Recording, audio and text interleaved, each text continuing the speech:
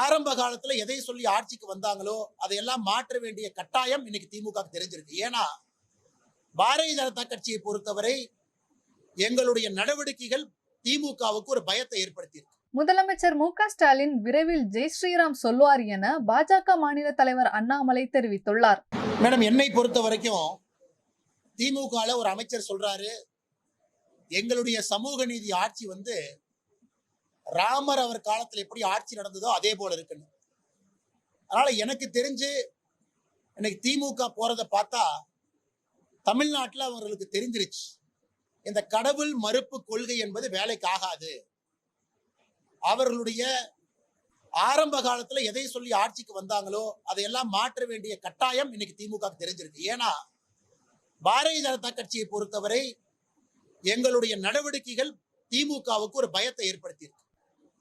ஆனா பாரதிய ஜனதா கட்சி உடனே இந்துத்துவ கட்சின்றுவா. பாரதிய ஜனதா கட்சியை பொறுத்தவரை எல்லா மதமும் சம்மதம், ஆனா இந்து மதத்தை நீ திட்டாத, இஸ்லாமிய மதத்தையும் கிறிஸ்தவ மதத்தையும் பெருமையா கொண்டாடுங்க, எல்லா மதத்தையும் சமமா நடத்துங்க, அப்பீஸ்மெண்ட் பாலிடிக்ஸை விடுங்க.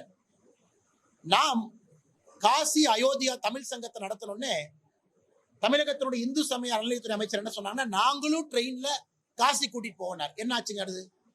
அது வெறும் வாய் வார்த்தையா மட்டும்தான் இருக்கு. அதிகாரப்பூர்வமாக சொன்னார்கள், இங்க இருக்கக்கூடிய பக்தர்களை நாங்களும் கூட்டிட்டு போவோம், யாரையும் கூட்டிட்டு போல. இன்னைக்கு 24, 25 பழனியில இந்த மாநாடு நடத்துறோம், முருகர் மாநாடு நடத்துறோம். கண்டிப்பா நடத்துங்க, அதெல்லாம் எந்த தவறு இல்லை. முருகபெருமானை வீடு வீடா எடுத்துட்டு போகணும், அதைத்தான் நாங்க செய்யறோம். இதற்கு முன்பு பாரதிய ஜனதா கட்சி வெற்றிவேல் யாத்திரை நடத்தணும், எல்லா சமுதாயத்தையும் ஒன்னா கொண்டு போவோம். இதே வேகத்துல போனாங்கன்னா முதலமைச்சர் ஜெய் ஸ்ரீராம் சொல்லிடுவாருன்னு நினைக்கிறேன்.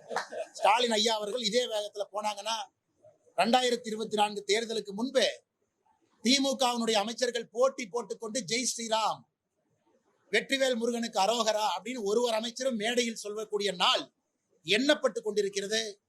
வெற்றிவேல் வீரவேல் முருகனுக்கு அரோகரா என்று வேகத்தில் சொல்லிவிடுவாங்க. அதற்கு அடித்தளத்தை அண்ணன் சேகர் பாபு அவர்கள் மக்களுடைய மனநிலைமையை புரிஞ்சுக்கிட்டு ஏதோ அடித்தளம் போடுற மாதிரி தான் நாங்க பார்க்கிறோம். நடத்திட்டு அதுக்கப்புறம் பார்ப்போம். செய்திகளை உள்ளது உள்ளபடி தெரிந்து கொள்ள ரெஃப்ளெக்ட் நியூஸை சப்ஸ்கிரைப் பண்ணுங்க.